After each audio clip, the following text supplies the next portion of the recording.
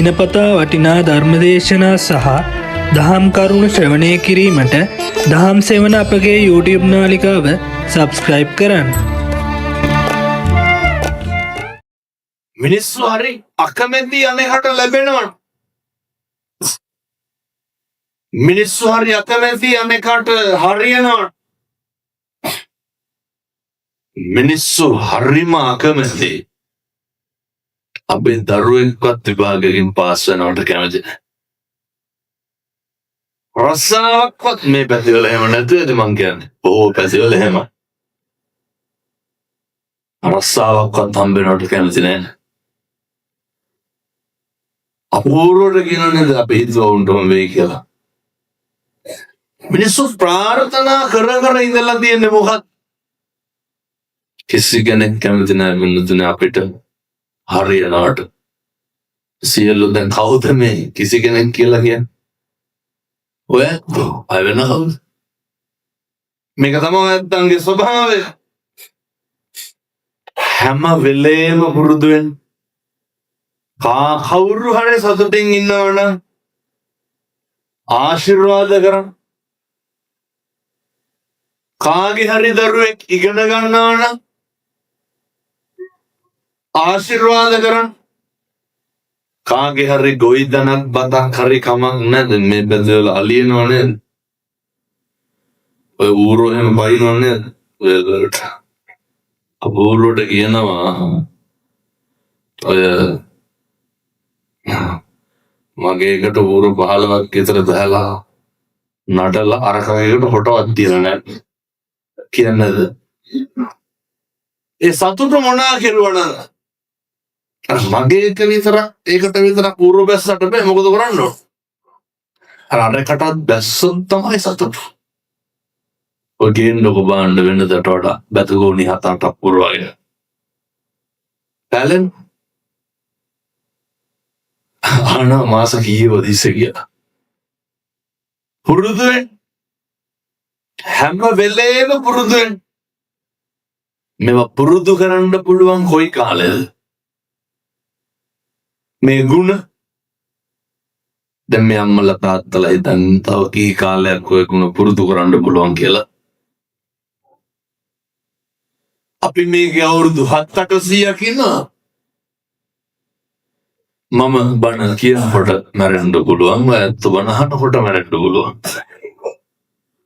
මේ හරි අස්ථාවර ජීවිත. හැම වෙලේම පුරුදු වෙන්න. අපි කාලෙකින් ආයේ මිනිස්සු වෙලා උපදින එකක් නෑ. ඉපදෙච්ච වෙලාවේ පුරුදු වෙන්න ඕන ගුණයක් තමයි ඊර්ෂ්‍යාව නැති කරන්න. නිරන්තරයෙන් ඊර්ෂ්‍යාව නැති කරන්න.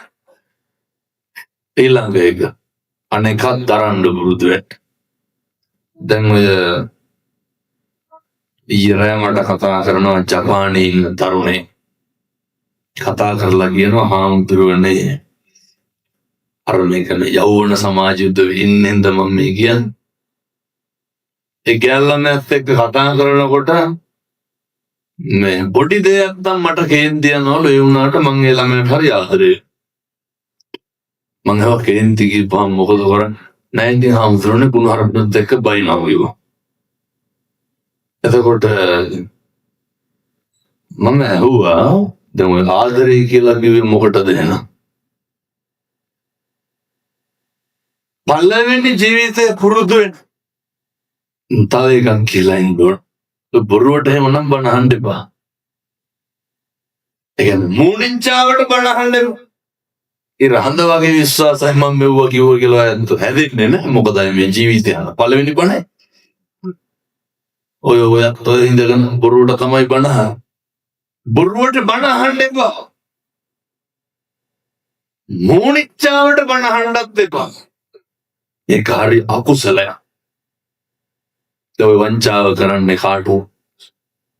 ධර්මයට. අහන බණ පදයක් කරන්නේ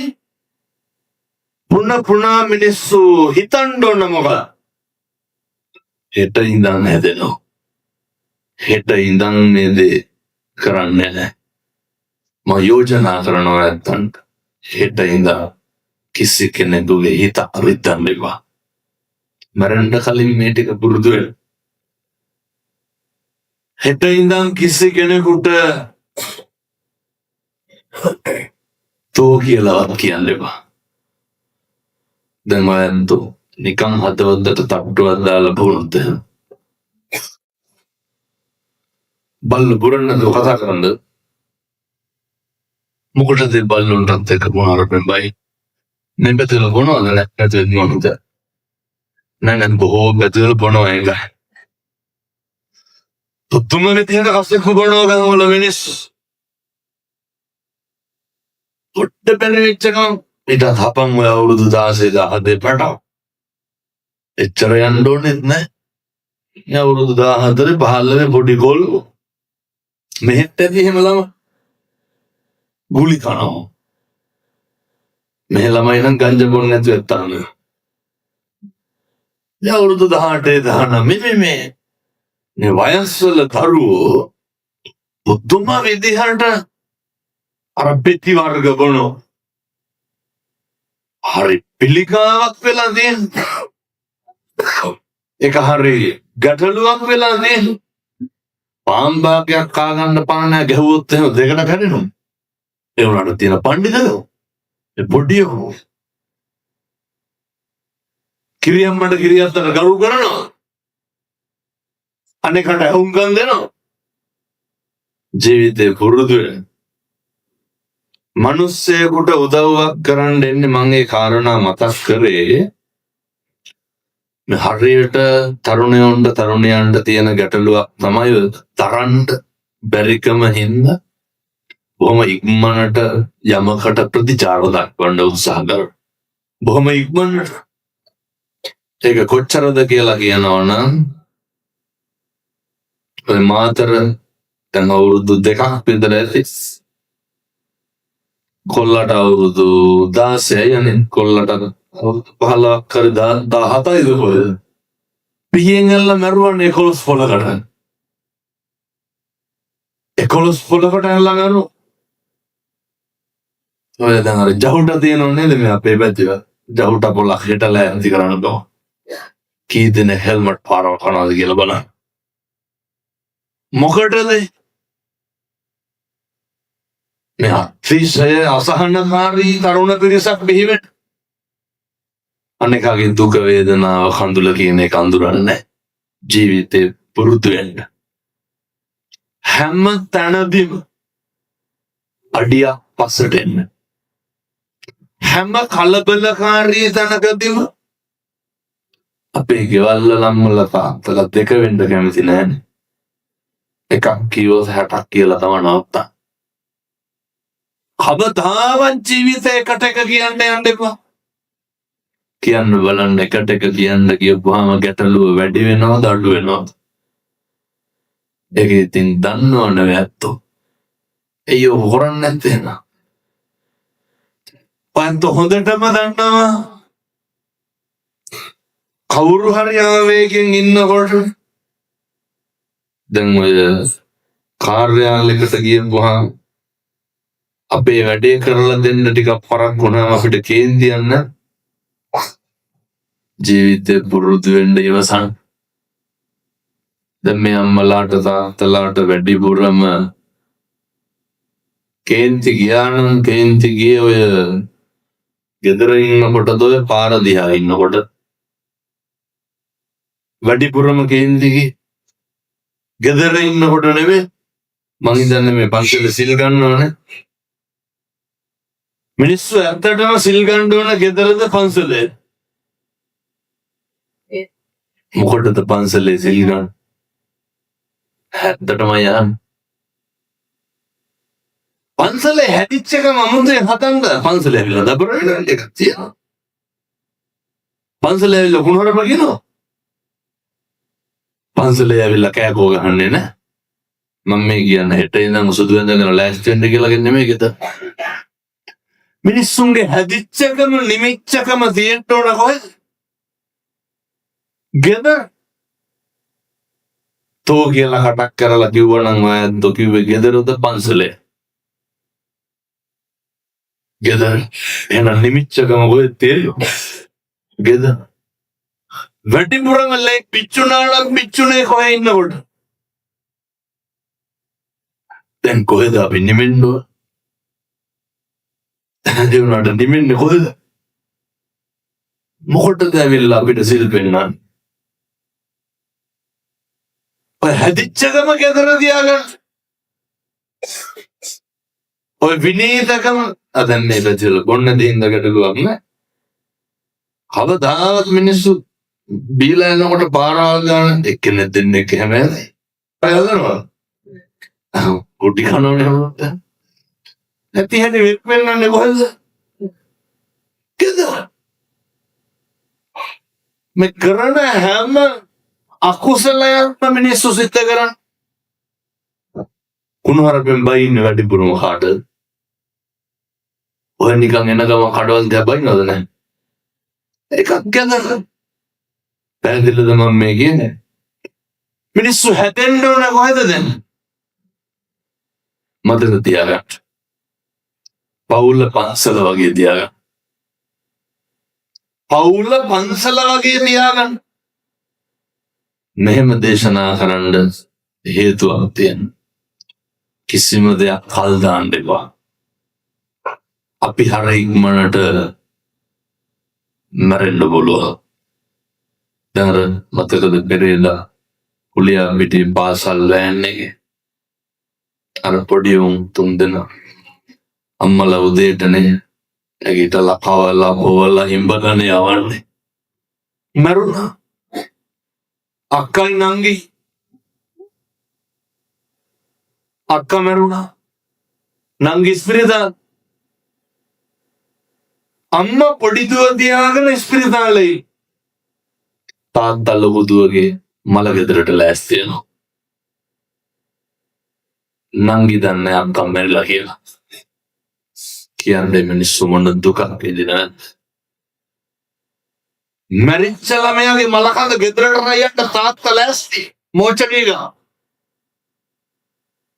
බාල ළමයා තියාගෙන අම්මා වාට්ටුවේ ඉන්නවා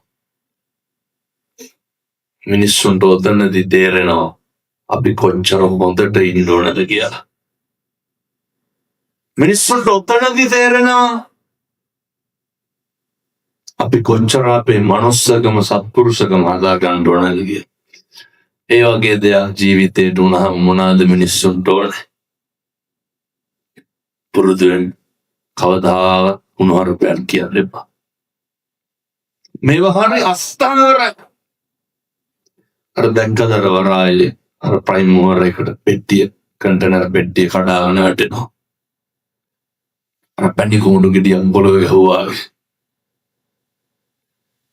එක දරුවෙක් ඉන්නවා බොහොම ඉක්මනට රාම්බම් කොලාලිය ගැහුවේ අම්මටයි දුවටයි තුන් හිතකින්වත් හිතනේවද මේක වෙන්නේ අවදාවත් අපි හිතන දේවල් වෙන්නේ නැහැ වෙන දේ හිතා ගන්නත් බෑ කවුදෝ දේශනා කරේ බුදුහාමුදුරුවෝ මේක තේරුම් අරගෙන අදනද ඒමරු පින් කරගන්නේ කුමටද කුසලට සම්මැදිවන්නේ එක වචනයකින්වත් සසරණන් දිග්ගස්ස ගන්න එපා එක වචනයකින්වත් අකුසලයක් කරගන්න එපා ගෙදර ඉන්නකොට හෙට ඉඳලා මේ තරුණියක් ඉන්න හින්දා මං කියන්නේ ඔය අම්මට තාත්තට අපි 4-5 දෙනෙන්නේ ගෙදරයි හැම ගස්සණයක්ම ඇති වෙන්නේ 4-5 දෙනා එක්ක ගනුදෙනුවක් බේරගන්න බැන හින්දා නෙමෙයි සමහර ගෙවල් වල නේ 4 දෙනා ඒ සේරට වඩා ඒ ගෙදර ප්‍රශ්න වැඩි මම මෙහෙම දේශනා කරන්නේ මරණකම සතුටින් ඉන්න බෑ තරුණ තරුණියෝ බෙදුදරෝ මතක තියාගන්න ඕනේ හැමදාම අම්මා තාත්තා එක්ක බත් කන්න හම්බෙන්නේ නැහැ දැන් ඔය සමහර ළමයින්ට අම්මලා කියනව නේද කන්න කීකිය බල කරනවනේ දෙතුන් පාර කියනවා සමහර ඉන්නවා අටි අප්පලා කියනවා අටේ කනවා හිටු කියලා කාටද කියන්නේ මේ පැතිවල දරුවෝ නම් එහෙම නැද්ද මං කියන්නේ බොහෝ පැතිවල අම්මා තාත්තා පේන්නේ වෛරක්කාරයෝ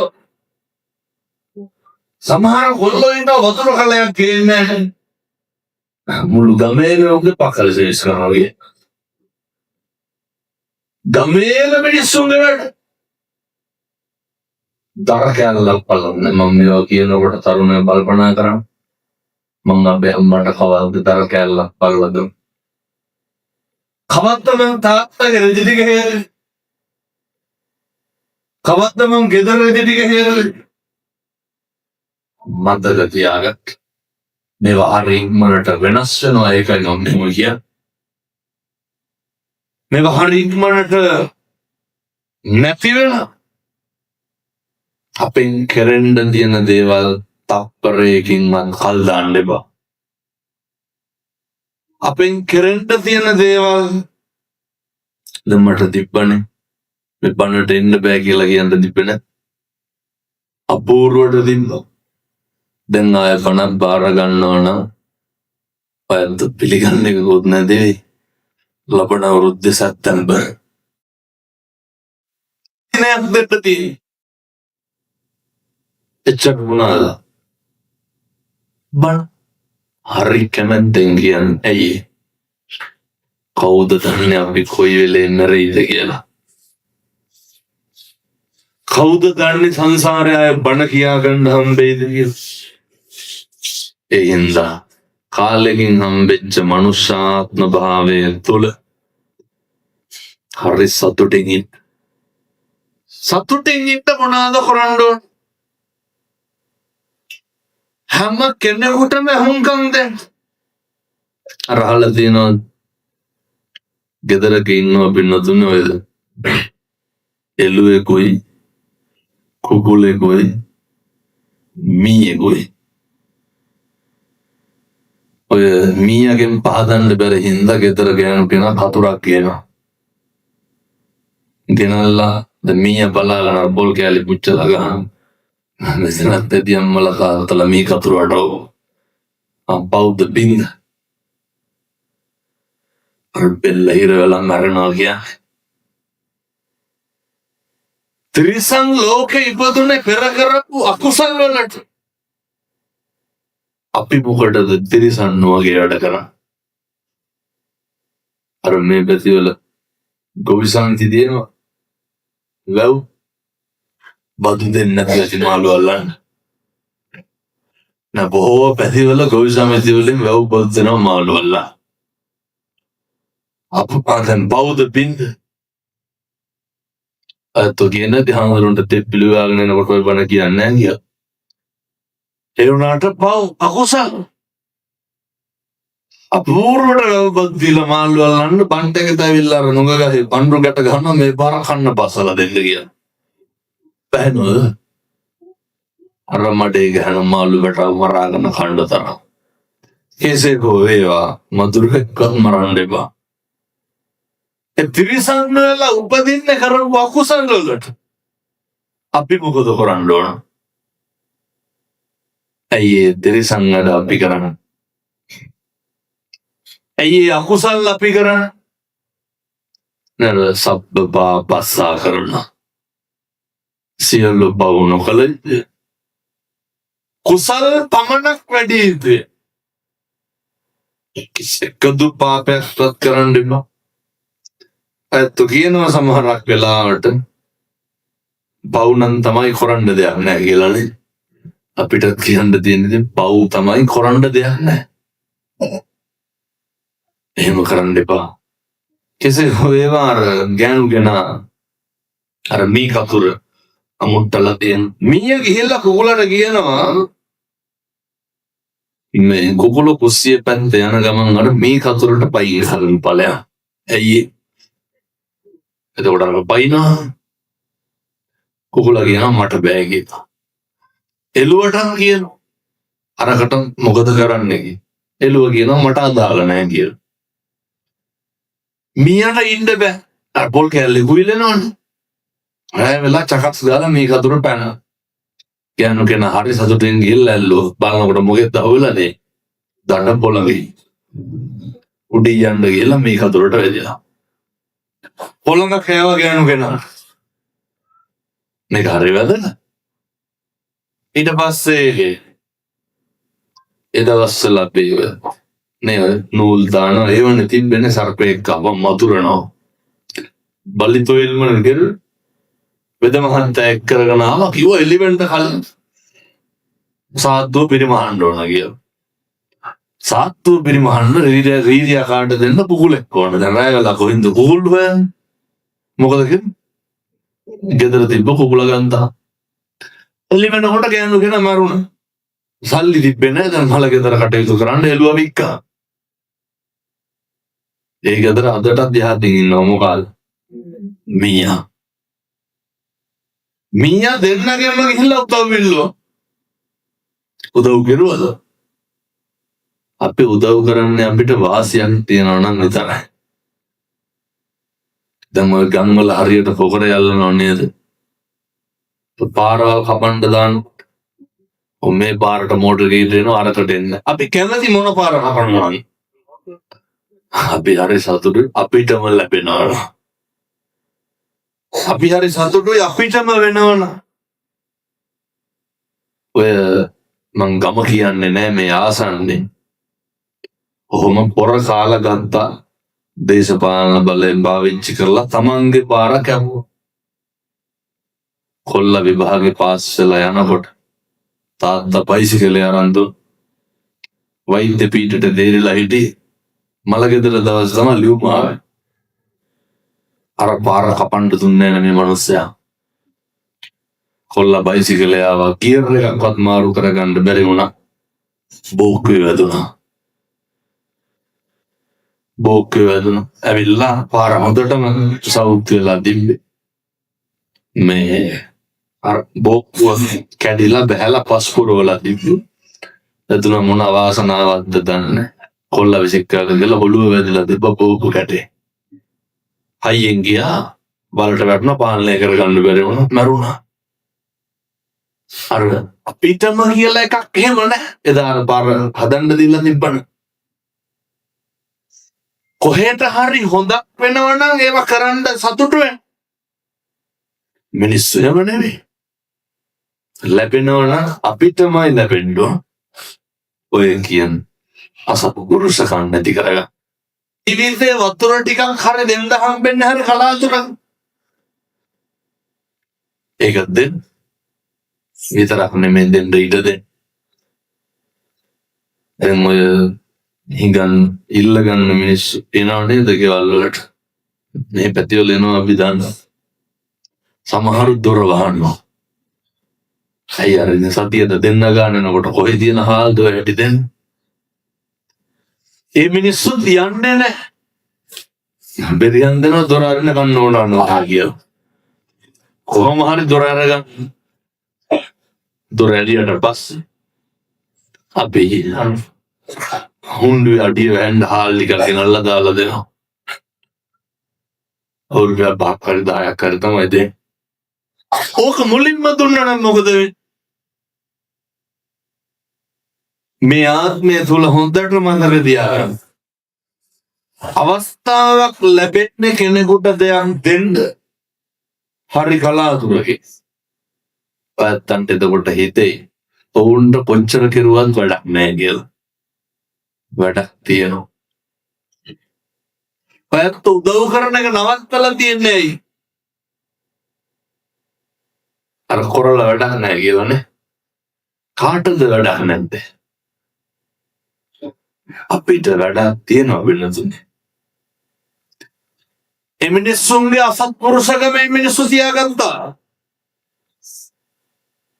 කෙල්ලෙහි ගුණ නොදන්නකම මිනිස්සු ගාව තියාගත්තා. අපි ගාව මොකද්ද තියෙන්න ඕන? සත්පුරුෂකම. ඒක මොකටද අනිත් මිනිස්සුන්ගේ තියෙන පජාතකම හින්දා අපි ඕක නැති කරගන්න. අනිත් මිනිස්සුන්ගේ තියෙන කැතකම හින්දා අපේ තියෙන සත්පුරුෂකම නැති කරගන්නේ මොකටද? ඒ හින්දා හෙට ඉඳන් කියන්නේ එහෙම නෑ ඔය ඔවුන්ට කෙරුවට වැඩක් නෑ කියලා. කොරන්න. එතකොට තියයි ලැජ්ජ නැත කියලා. ඒවා මේ ගම්වල මිනිස්සු හදාගත්ත නොගැලපෙන කතන්ද.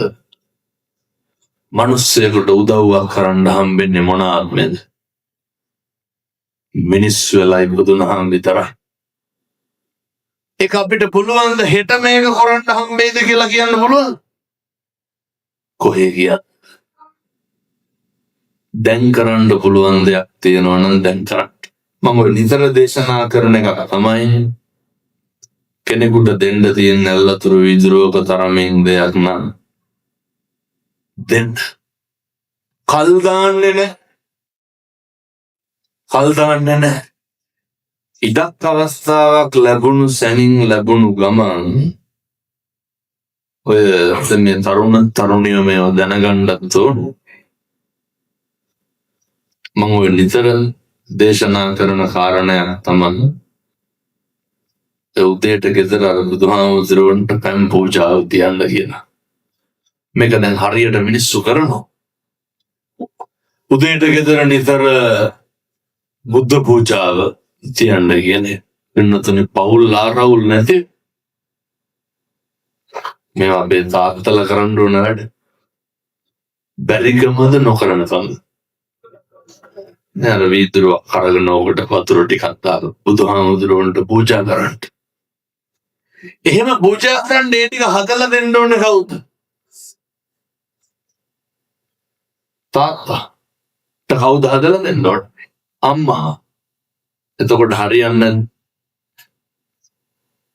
අම්මා හදලා දෙන්න ඕනේ පීරිසියට බුද්ධ පූජාව කරලා. මේක පූජා කරන්න. සංසාරේ කවදනම් අය බුදුහාමුදුරුවන්ට දාන ටික පූජා කරන්න. පැහැදිලිද මම මේ කියන්නේ? තරුණියන්ට මං කියන්නේ මාසෙකට සැරයක් විතර ඇවිල්ලා පන්සලේ කොමලුව අමදින්න පින් සිද්ධ වෙනවා. මාසෙකට සැරයක් විතර ඇවිල්ලා චෛත්‍ය මලුව අමදින්න. ඔය බණහඬ ඉඳගන්නකොට ඔයන්තන්ගේ මම කියන්නේ හිතේ තිබ්බනම් ඔය කාගෙන් දිස්වල ඉන්නව නේද ඔය ඔවුන්ගේ මල ගෙදරකටවත් යන්නේ නැහැ කියලා හිතාගත්තකින් ඔක හෙට ඉඳන් නැති වෙන්න ඕන. ඔයන්තන්ගේ හිතවල ඇති අර සහෝදරයන්ට එක්ක පොඩි බලුද්දක් නැද්ද? ඔයිට කටන් ප්‍රශ්න වෙන මොනවාද ඉතින් ආ මත ගැටුම් මාරවුල් නැද්ද? සහෝදරයොත් එක්ක තියෙන. ඒ නිසා බොහොම කරුණාවෙන් මේ දේශනා කරන්න. දැන් මෙතනින් නැගිටිනකොට මොකක්ද අපේ නැති වෙන්න ඕන? අනිත් කෙනෙක් හිතේ තිබ්බනම් අර ඔවුන්ට මෙහෙම කරන්නේ මං ආයෙත් ඔයත් අනේක වාරයක් හිතලා ඇති. අර මම නම් හිතුවේ නෑ ඌ මට මෙහෙම කරයි ඌ මට මෙහෙම කරයි කියලා. එහෙම හිතලා නැත්. ඕනත එහෙම කරේ කවුද? දුරින් හිටපු මිනිස්සුද ළඟින් හිටපු මිනිස්සු? ළඟින් හිටපු මිනිස්සු. හොඳට දැනගෙන ජීවත් වෙන්න. දැනගෙන ජීවත් වෙන්න. කවදාවත් වැරද්ද කරන යහපත් දේවල් නවත්තන්න එපා. ඒත් කෘත ගුණ දැක්වේ නැහැ කිය.